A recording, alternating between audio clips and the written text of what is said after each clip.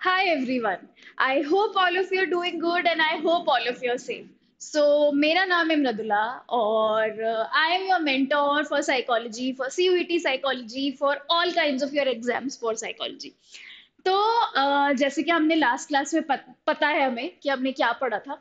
Last class में हमने कहाँ से चालू किया था? लास्ट क्लास में हमने चालू किया था हमारे सेल्फ एंड पर्सनालिटी के चैप्टर से।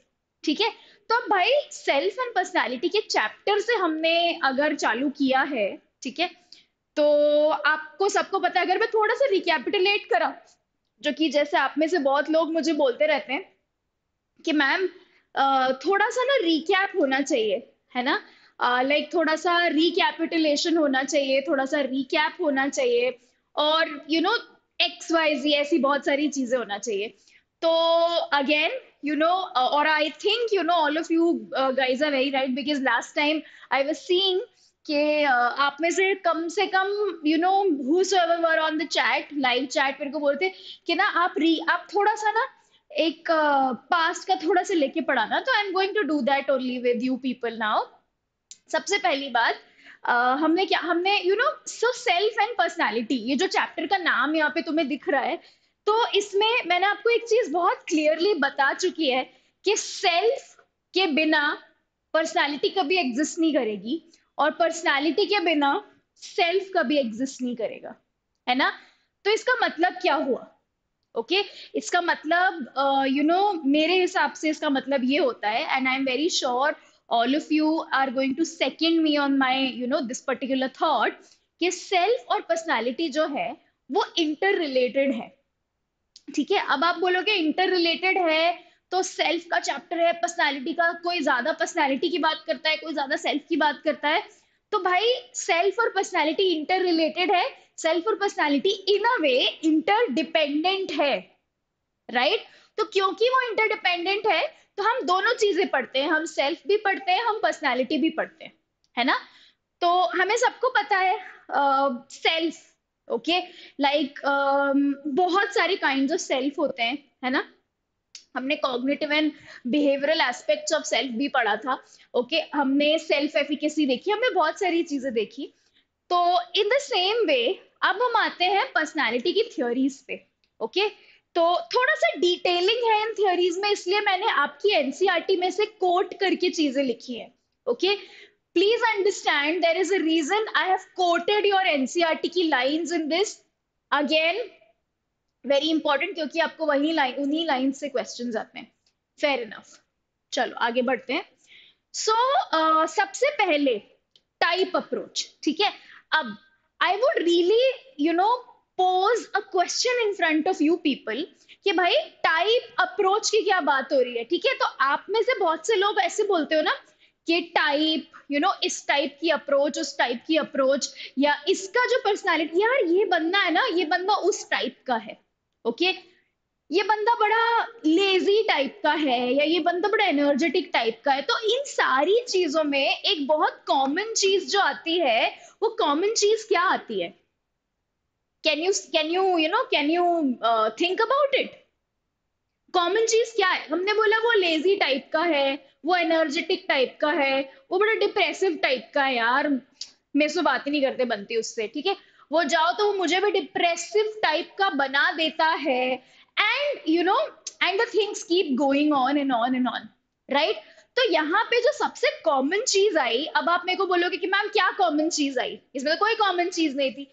तो भाई इसमें क्या एक बड़ी इंपॉर्टेंट सी, या कॉमन सी आप बोल लो चीज है, वो वर्ड इसमें बार बार आ रहा है, टाइप, है ना। Type, type approach, right. So अब टाइप अप्रोच तो ठीक है, छोड़ दो, बट टाइप एक बहुत इंपॉर्टेंट वर्ड आ रहा है इसमें। तो टाइप क्या है? ओके, अब मैं आपको छोटा सा हिस्टोरिकल बैकग्राउंड देना चाहती हूँ इसका, कि टाइप, बहुत सारे साइकोलॉजिस्ट पहले आए, उनको समझ नहीं आया कि लोगों को कैटेगराइज कैसे करें हम, किस तरह से ना हम चीजें कंप्लीट करें। अब अगर किसी ने बोला कि यार इसका पर्सनालिटी टाइप बताओ, तो मैं कैसे बताऊंगा? क्या इसका वो सामने वाले तुम्हारे उस दोस्त का पर्सनालिटी टाइप बताओ, या मेरा पर्सनालिटी टाइप बता दो, तो मैं कैसे बताऊंगा?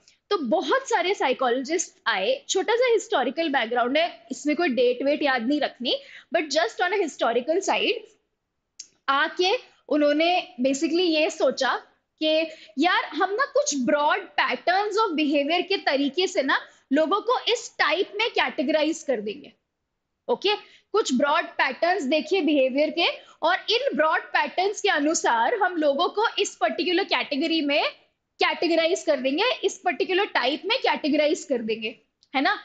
तो अब उसमें से सबसे पहला बंदा जो था वो था Sheldon. Okay, and mind you guys, this is not the Sheldon Cooper from the Big Bang Theory, but then this guy named Sheldon, उसने एक थ्योरी प्रपोज की। ठीक है, तो उसने तीन टाइप के टाइप, बेसिकली तीन पर्सनालिटी टाइप्स रखे, एज सिंपल एज दैट। सबसे पहला जो पर्सनालिटी टाइप उसने रखा वो था एंडोमॉर्फिक। ओके, दूसरा टाइप का जो पर्सनालिटी टाइप उसने रखा वो उसने रखा मीजोमॉर्फिक, और तीसरा पर्सनालिटी टाइप जो उसने रखा वो उसने रखा एक्टोमॉर्फिक। ओके, ये उसने कुछ टाइपोलॉजीज क्रिएट करी अपने आप से। ओके, अब उसने ये बोला कि एंडोमॉर्फ्स कौन होते हैं। ठीक है, एंडोमॉर्फ्स जो होते हैं वो कौन होते हैं। तो एंडोमॉर्फ्स जो होते हैं, बेसिकली मैं कुछ कीवर्ड्स अंडरलाइन करूंगी और ये सब कुछ आपकी एनसीईआरटी में से है, please remember that. Okay, which is why I am again trying to tell you how important your NCERT is for you. ठीक है, उसके अलावा nothing is important, it's only your NCERT which is of utmost importance to you people. Okay, तो जो एंडोमॉर्फ्स होते हैं ना, ये एंडोमॉर्फ्स जो होते हैं वो थोड़े से बल्की से होते हैं, थोड़े हेफ्टी से। Fat is not a good word, but since book में यूज किया तो मैंने भी कर लिया। फैट, हेफ्टी टाइप के होते हैं, सॉफ्ट होते हैं, राउंड होते हैं, like you know, you understand the kind of structure they have, personality structure. और ये लोग अपने टेम्परामेंट से ना, ये जो एंडोमॉर्फ्स होते हैं ये अपने टेम्परामेंट से बड़े रिलैक्स और सोशेबल होते हैं, इनकी सोशल लाइफ बड़ी अच्छी चलती है, सोशली बड़े एक्टिव रहते हैं ये लोग। ओके, उसके बाद आते हैं मीजोमॉर्फ्स। ठीक है, अब जो मीजोमॉर्फ्स होते हैं उनका बड़ा स्ट्रॉन्ग सा बिल्ट होता है, स्ट्रॉन्ग मस्क्यूलेचर होता है या स्ट्रॉन्ग बिल्ट होता है। ओके, वो उनकी जो बॉडी होती है बड़ी रेक्टेंगुलर सी बॉडी होती है, और बहुत देखो, क्योंकि स्ट्रॉन्ग मस्क्यूलेचर की बात हो रही है तो ऑफ कोर्स उनका जो बॉडी बिल्ट होगा वो बॉडी बिल्ट भी उनका स्ट्रॉन्ग होगा। ओके, क्योंकि मसल्स है, स्ट्रॉन्ग बॉडी बिल्ट होगा, राइट। तो ये जो मीजोमॉर्फ्स होते हैं इनको बड़ा एनर्जेटिक और करेजियस सा कंसिडर किया जाता है, कि ये लोग बड़े एनर्जेटिक होते हैं, करेजियस होते हैं, बेसिकली जो you know people people in army and all. Okay, तीसरा जो था टाइपोलॉजी वो था एक्टोमॉर्फ्स, जो कि यहाँ लिखा हुआ है एक्टोमॉर्फ्स। तो जो एक्टोमॉर्फ्स होते हैं ना, एक्टोमॉर्फ्स बड़े दुबले पतले से होते हैं। ठीक है, दुबले होते हैं, like thin, long and fragile. Okay, बहुत दुबले होते हैं, फ्रेजाइल से होते हैं, ऐसे मतलब छुई मुई टाइप के होते हैं ना, बहुत एकदम पतले दुबले से दिखते हैं, राइट। थिन होते हैं उनकी बॉडी बिल्ट में, और ये लोग बड़े ब्रेनी से होते हैं, बहुत इंटेलिजेंट होते हैं ये लोग, थोड़े से आर्टिस्टिक से होते हैं, क्रिएटिव से होते हैं। ओके, जैसे यहाँ पे लिखा हुआ है, और थोड़े से इंट्रोवर्ट से होते हैं। ओके, अब ये टाइपोलॉजी किसने दी थी, ये टाइपोलॉजी दी थी शेल्डन ने। ठीक है, दूसरी टाइपोलॉजी हम पढ़ते हैं, तो जो दूसरी टाइपोलॉजी थी वो दी थी कार्ल यूंग ने। Also please pronounce this word as Jung.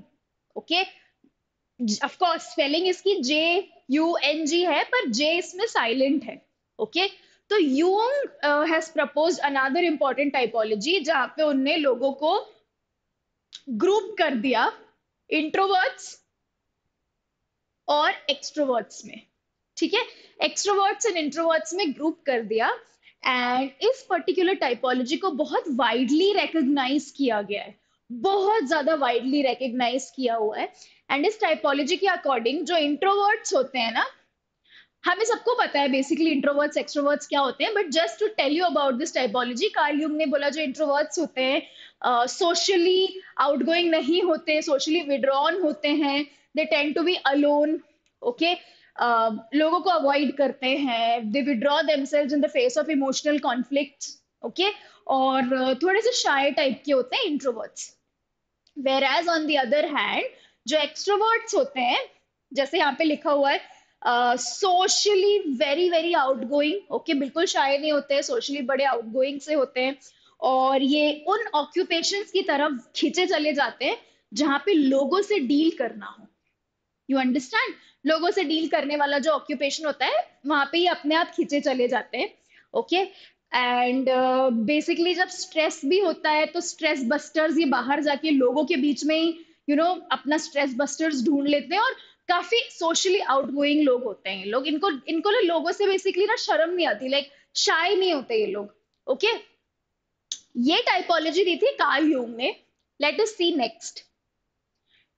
Now, after Carl Jung, in recent years, there was a guy known as, there were two people known as Friedman and Rosenman, या Friedman and Rosenman. उन्होंने personality types को basically दो broad categories में type classify किया, individuals को दो type में classify किया। उन्होंने कैसे क्लासिफाई किया? Type A and type B में क्लासिफाई किया। ठीक है। तो पीपल जो कि टाइप ए पर्सनालिटी वाले होते हैं, ये लोग थोड़े से मतलब ये ना इनमें मोटिवेशन बहुत होता है, हाईली मोटिवेटेड पीपल। मगर ये लोग जो होते हैं ये लोग बहुत ज्यादा पेशेंस नहीं होता है इनमें, they lack a lot of patience. ठीक है। इन्हें हमेशा लगता है कि इनके पास टाइम कम है और काम ज्यादा है। ओके। हमेशा they feel that they are in a great hurry, इधर उधर भागते रहते हैं। ठीक है। और इन्हें लगता है कि सारा काम इन्हीं के ऊपर है, इनका काम कभी खत्म ही नहीं हो रहा। ओके। ये टाइप ए वाले होते हैं। एज अ रिजल्ट, क्योंकि ये इस टाइप के लोग होते हैं, ये बहुत प्रोन होते हैं जैसे high blood pressure, like hypertension के, क्रॉनिक हार्ट डिजीज, इन सब के बहुत प्रोन होते हैं ये लोग। ओके। टाइप ए के बाद रोजनमैन फ्राइडमैन ने दिया टाइप बी पर्सनैलिटी ट्रेट। और जो टाइप बी पर्सनैलिटी ट्रेट होता है बिल्कुल टाइप ए के ऑपोजिट होता है। ठीक है। जैसे टाइप बी में क्या होता है? टाइप बी में बहुत एक्सट्रीम पेशेंस होता है उन लोगों में। उनको लगता है हमारे पास टाइम ही टाइम है दुनिया भर में। ओके। कोई मोटिवेशन नहीं होता उनको काम करने का। They are very very relaxed. Okay. मतलब आप ये बोल सकते हो कि जो टाइप बी वाले होते हैं ना, इन्हें हम प्रोक्रेस्टिनेटर बोल सकते हैं। ओके। तो as a result, since procrastinate करते हैं, एक ही जगह बैठे रहते हैं, they want things at one place only, ये लाइफस्टाइल डिजीजेस होने के इनको चांसेस होते हैं। Lifestyle diseases like obesity, diabetes और ये सारी चीजें। ठीक है। उसके बाद देयर वाज अ गाय जो आए, जिनका नाम था मॉरिस। ओके। मॉरिस ने दो और पर्सनालिटी टाइप्स दिए, शेल्डन सॉरी फ्राइडमैन रोजनमैन से इंस्पायर होके टाइप सी और टाइप डी दे दिया उनने। अब जो टाइप सी दिया था मॉरिस ने, उसने ये बोला कि जो टाइप सी पर्सनालिटी है कैंसर के बहुत प्रोन होती है। ओके।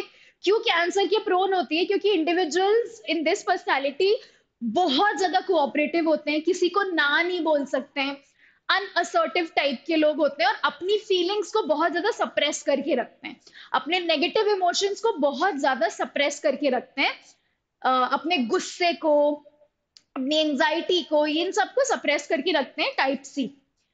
फिर उसके बाद उन्होंने एक टाइप डी दिया। और जो टाइप डी है, type D is very very prone to depression. क्योंकि जो टाइप डी वाले लोग होते हैं, टाइप डी वाले जो पर्सनालिटी के लोग होते हैं, दे ऑलवेज फील दैट इस लाइफ का कोई मीनिंग नहीं है। ओके। हम क्यों जी रहे हैं लाइफ, थोड़े से होपलेस टाइप के हो जाते हैं वो लोग। तो hence type D is basically prone to depression. Okay. So अब हमने इतनी सारी पर्सनालिटी टाइपोलॉजीज और थियोरीज और ये सारी चीजें पढ़ी, तो इसमें ना एक चीज समझ में आई है कि ये जो थियोरीज हैं, बेसिकली अप्रोचेस या टाइपोलॉजीज, ये अपीलिंग तो बहुत है, एक्सट्रीमली एक्सट्रीमली अपीलिंग है। पर आपको नहीं लगता कि ये पर्सनालिटी टाइपोलॉजीज बहुत ज्यादा सिंपलिस्टिक है ना? क्योंकि देखो, आप एक चीज समझो कि ह्यूमंस ह्यूमंस बहुत कॉम्प्लेक्स क्रीचर्स होते हैं, है ना? इतने easily type A, type B, endomorphic, ectomorphic, ये सारी चीजें करके ना हम नहीं पढ़ सकते ह्यूमन बिहेवियर, राइट? सो बहुत डिफिकल्ट हो जाता है। Assigning people to a particular personality type is very very difficult. Okay. इसीलिए बहुत हद तक, मैं ये नहीं बोल रही हूँ ये बिल्कुल गलत है, ओके, कुछ हद तक डेफिनेटली आप रिलेट कर सकते हो इनसे। But in the long run अगर आप इनसे चिपक के बैठ जाओ कि नहीं मैं तो टाइप बी ही हूं या मैं तो टाइप ए ही हूं, नॉट पॉसिबल। ओके। बहुत ज्यादा सिंपलिस्टिक है ये सब। ओके। इसके बाद आपका ट्रेट अप्रोच आता है, and trait approach is basically considered as one of the most important approaches to study personality. और ट्रेट अप्रोच दिया था गॉर्डन ऑलपोर्ट ने, ओके और गॉर्डन ऑलपोर्ट को कंसिडर किया जाता है पायनियर ऑफ ट्रेट अप्रोच, मतलब ट्रेट अप्रोच की कर्ता धर्ता जिनको बोल सकते हैं हम, ठीक है। ट्रेट जो होता है हमारे पर्सनालिटी का एक कांस्टेंट और एक ऑर्गेनाइज्ड हिस्सा होता है, ओके जिसे चेंज करना बहुत डिफिकल्ट होता है, नेक्स्ट टू इम्पॉसिबल होता है। अब ऑलपोर्ट ने 3 टाइप के ट्रेट्स दिए, ठीक है, जिसमें से सबसे पहला है cardinal traits, okay. Cardinal traits जो होता है हमारी पर्सनालिटी का सबसे बड़ा मेजर चंक होता है, और कार्डिनल ट्रेट्स वो ट्रेट्स होते हैं जिनके अराउंड हमारी पूरी लाइफ रिवॉल्व होती है। जैसे आपकी बुक में एक एग्जाम्पल दिया है महात्मा गांधी का, ओके तो महात्मा गांधी की पूरी लाइफ उनके 2 ट्रेट्स पे चली, नॉन वायलेंस एंड कोऑपरेशन, है ना। जैसे अडोल्फ हिटलर की कुछ ट्रेट्स थे, उस पे उसकी पूरी लाइफ घूमी, ठीक है, नाजिज्म। मदर टेरेसा थी, Mother Teresa was an idol, okay of compassion, right, compassion की मूर्त थी वो। तो कंपैशन के अराउंड ही उनकी पूरी लाइफ रिवॉल्व कर गई। एज अ रिजल्ट उनका कार्डिनल ट्रेट वो था जिस ट्रेट के अराउंड पूरी उनकी लाइफ रिवॉल्व करी, ठीक है।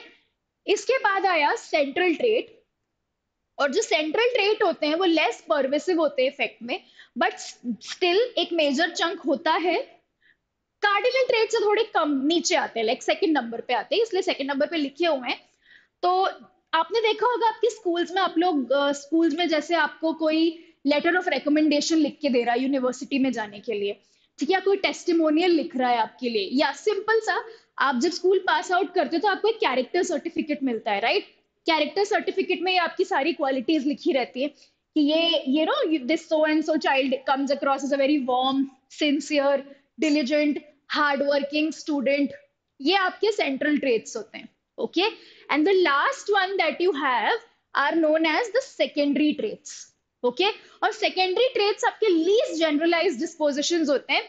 जैसे ऐसे बोलते हैं ना कि okay he and she so and so likes mangoes, okay इसको एप्पल पसंद है, या इसको ट्रेडिशनल कपड़े पसंद है, and things like this, and those are known as secondary traits, okay so thank you so much guys, we will meet in the next video, till then please इसे बहुत अच्छे से पढ़ना, and wherever you have doubts please put it in the comment box, okay thank you so much।